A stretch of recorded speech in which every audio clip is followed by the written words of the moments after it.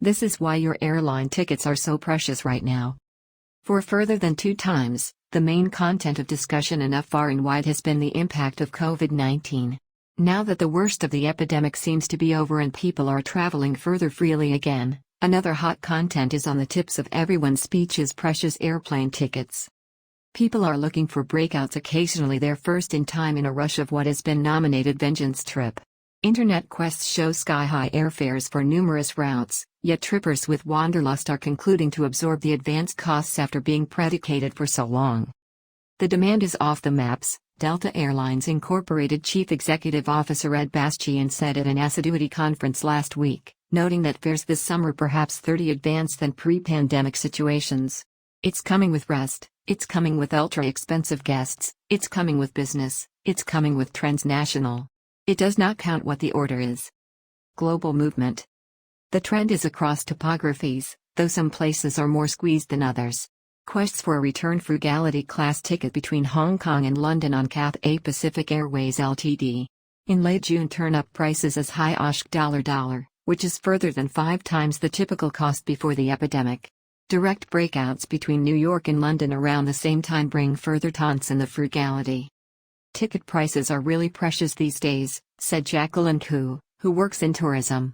Her company paid $3,632 for a co-worker's return trip with Singapore Airlines Ltd. to Hamburg latterly this month. That used to bring about, she said. It's really amazing that a frugality seat ticket would bring you so much. A MasterCard Economics Institute study set up the cost of flying from Singapore was on average 27 more advanced in April than in 2019, while breakouts from Australia were 20 further. Decreasingly, trippers are reserving tickets months in advance as they are upset about the cost of buying at the last nanosecond, said David Mann, principal economist for Asia Pacific, Middle East, and Africa at the Institute. Airfares are climbing as the world reopens for trip. There are several reasons for the advanced fares, not all of which are within the control of airlines. Giant spurts situated. Carriers are conservative about bringing back all their idled spurts, indeed though most countries have eased cross-border restrictions. That is particularly true for giant aircraft like Airbus SE's A380 Super Jumbos and Boeing's aged 747-8s, as airlines turn to further energy-effective models like A350s and 787 Dreamliners. The pinch is most acute in Asia, which was the slowest to ease restrictions, and China, the biggest request in the region, remains basically closed. After navigating varied and changing government programs for the once 2 times, it'll take time for airlines to rebuild lines given that numerous restrictions only eased in May, said Subhas Menon, Director General of the Association of Asia Pacific Airlines. It's still early days, he said. We are just in June, so it's not like turning on the valve. Carriers also gauged down their networks during COVID, none more so than Cathay, which has been hemmed in by Hong Kong's onerous trip and counter-blockade rules. That has left people considering lengthy peregrinations with 1 or further layovers, whereas before they might have flown direct. British Airways plc does not indeed fly to Hong Kong at the moment. With smaller airplanes in the skies, there are smaller seats to meet the recovery in demand, which in turn has pushed up fares. Soaring energy prices. Russia's eruption of Ukraine has aggravated a steady rise in crude oil painting prices over the once 18 months.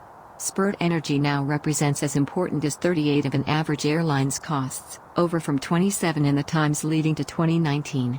For some budget airlines, it can be as high as 50%. Spot spurt energy prices in New York have soared further than 80% this time, though prices vary from region to region depending on refining costs and original levies.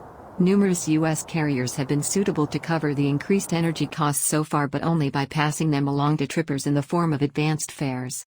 Some investors believe airlines may seek to boost energy surcharges as a way to manage, judges at Citigroup Inc. said in March. Most of Asia's airlines do not hedge spurt energy, which means they're more vulnerable to price increases. Deep-pocketed trippers. Advanced ticket costs do not feel to be inhibiting people from making passages now that numerous trip restrictions have eased. Some consumers are tapping dormant vacation budgets and upgrading to more precious aircraft cabins for rest passages, the International Air Transport Association's Director General Willie Walsh said last month. The so-called vengeance rubberneck is an existent that has been emotionally affected by the lockdowns and has craved trip over the last 2 times, and they have conceded about it, said Hermione Joy, sector lead for a trip in the Asia-Pacific at Alphabet Inc. Google. They're veritably robotic. Inside the Singapore Airshow Airbus A350-1000. Lack of staff. Hundreds of thousands of aviators, flight attendants, ground instructors, and other aeronautics workers lost their jobs over the once couple of times. With trip picking up, the assiduity now finds itself unfit to hire presto enough to allow for flawless operations in its pandemic situations. Singapore's Changi Airport, regularly suggested as the world's most stylish, is looking to retain further than people. Numerous workers who were let go have set up other, less unpredictable careers, and are not willing to come back to a cyclical assiduity. A driver at Changi is offering a joining per $1 to supplementary police officers, a job that pays outside $1 a month. In the U.S., lower indigenous airlines cannot fly at full capacity because bigger carriers have hired down too numerous aviators. Hundreds of breakouts have been cancelled in the UK, scuppering vacation plans and leading to long detainments and scenes of passengers sleeping at airfields. In Europe, major airfields have faced detainments and cancellations after failing to hire acceptable staff. That has disintegrated airline schedules and added to costs. Repairing balance wastes. Aviation is a capital ferocious assiduity with historically wafer-thin perimeters. COVID has made that operating climate indeed more grueling. Encyclopedically, airlines lost further tons $200 billion in the 3 times to 2022. Elevated fares give carriers a path to recover from losses and return to the black. We have no way seen a profit terrain like this, led by domestic rest, American Airlines Group Incorporated Chief Executive Officer Robert Isom said at an assiduity conference last week. On top of that, we see large corporates coming back in. Small and medium-sized businesses have been really off the maps for a number of months now. How important longer? It's unclear how long these high prices will persist, indeed, as numerous trippers feel willing to pay up. The rise in prices is a short-term miracle, estimates Stephen Tracy, Principal Operating Officer at Milieu Insight, a Singapore-grounded consumer sapience, and analytics establishment. Let's all just hope that once these effects equate again, the prices come back down. I'm fairly confident that they will. In many cases, fares are actually lower than pandemic situations, according to Michael O'Leary, Principal Administrative Officer of Ryanair FX plc. While there is a prospect of further fares returning to situations they were at ahead COVID, the war in Ukraine and contagion outbreaks are still pitfalls, he said. Submersed with American trippers, end of the testing rule opens summer trip floodgates. Just as summer heats up, the U.S. is lifting its long-standing demand for all trippers entering the country to present a negative COVID-19 test. The news brings both a collaborative shriek of relief and a likely flood tide of new transnational trippers to a formerly chaotic summer season. For numerous American trippers, the development means no longer having to worry about the hassle of testing before returning to the States, or the cost and burden of remaining abroad to counter blockade and stay for a negative test result if an travel test comes up positive. U.S.-bound transnational trippers, meanwhile, can plan passages without the fear of having to cancel because of a positive test. Most U.S. citizens must still be vaccinated to travel to the country. And the battered trip assiduity is cheering the junking of the hedge to both groups of prospective guests. The rule, which was put in place in January 2021, will end for U.S.-bound trippers beginning at 12:01 a.m. ET on Sunday, June 12. The Centers for Disease Control and Prevention says it'll reassess the rule if the COVID-19 situation changes. The development comes after violent pressure from the trip trade and tourism groups as the assiduity continues to bounce back after further than 2 times of an epidemic-convinced downturn. For months, similar associations had been calling for the testing needed to be scrapped, as it has been in Canada and the United Kingdom since March, as well as at most countries in Europe. After Friday's news of the rule's end, the American Hotel and Lodging Association ALA, and the U.S. Travel Association USTA, were among the groups issuing statements saluting the move. ALA President and CEO Chip Rogers described it as a significant palm for hospices and the broader trip assiduity in a statement released Friday, calling the demand outdated and creating a nipping effect on the inbound transnational trip. USTA President and CEO Roger Dow, meanwhile, emphasized ending the testing demand could bring fresh 5.4 million callers to the U.S. and a fresh as $9 billion in trip spending through the end of 2022. 2022 is 3 seasons in one.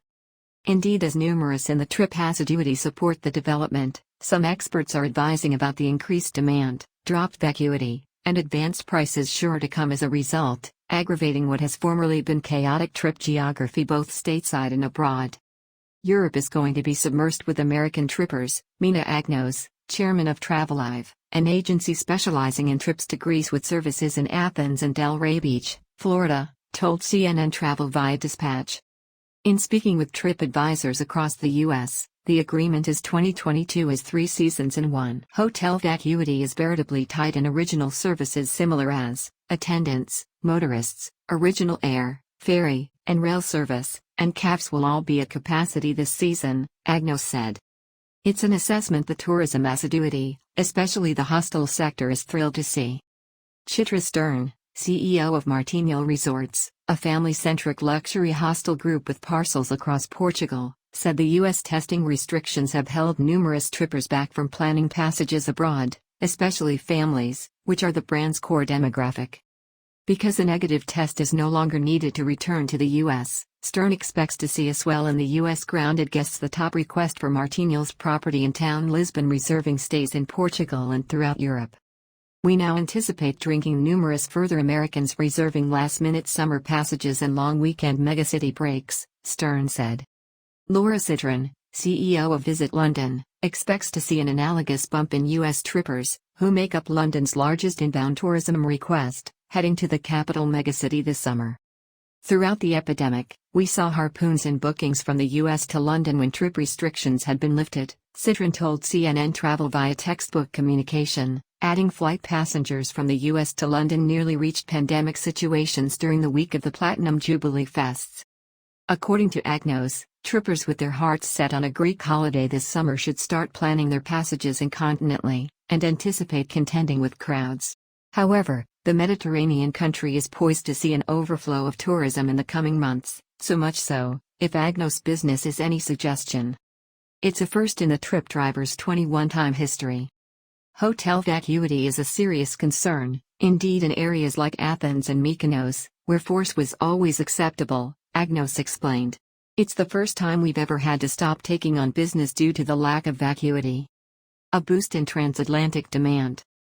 It remains to be seen exactly how important the lifted restriction will spark a bump in airfare costs. But it's safe to say with the ineluctable increase in demand, passengers should consider reserving breakouts as soon as possible to get the stylish deal. According to Scott Keyes, author of Scott's Cheap Breakouts, an airfare shadowing and booking point, the increased demand could affect airlines expanding routes and services to popular destinations like Europe. I'd anticipate seeing a boost in transatlantic trip demand and airlines responding by adding further breakouts to capture the new swaths of trippers eager to travel between the US and Europe, Key said. It's surely about force and demand, Kyle Potter, editor of flight deal and trip website, Frugal Rubberneck, told CNN Travel. Numerous domestic fares are more advanced than ever, and that is because that is where demand is loftiest, Potter said. As further people look to Europe and beyond, we could fluently see airlines raise fares, especially during the peak summer season. Potter recommends traveling in medial to late August and early September. We are still chancing some great deals to Europe like 500 or lower, continuous fares to London or Rome in that time period after the transatlantic rush drops off a bit. Trippers to grandly volume destinations should also pack some redundant tolerance in light of the staff dearths the trip assiduity continues to grapple with across the hostel, eatery, and airline sectors. I've enterprises about the delivery of service this time, Agnos said. Staffing remains veritably delicate, so service situations may not be similar to pre-COVID situations, particularly in the luxury trip services. Kathy Hurst, trip director for Black Pearl Luxury Services, a Salt Lake City grounded custom trip driver, said while she's thrilled about the lifted testing demand, she's also anticipating some frustration from guests who awaited to bespeak transnational trip until testing was no longer necessary, and now may face limited vacuity. Now that they're ready to bespeak, they will most probably be disappointed because of lack of force with tenures, hospices, sales, and airline tickets, Hurst said via dispatch. Right now we're chancing numerous hospices, Airlines, stint companies, and sales are having a delicate time operating because of the lack of workers.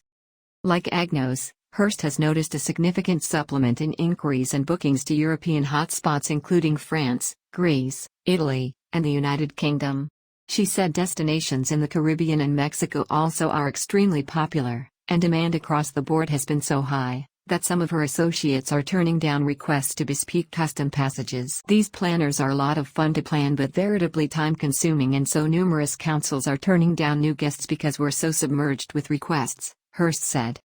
People have waited 2 times to travel, and the pent-up demand is a good problem to have on our end, but also making days veritably long and stressful, she said.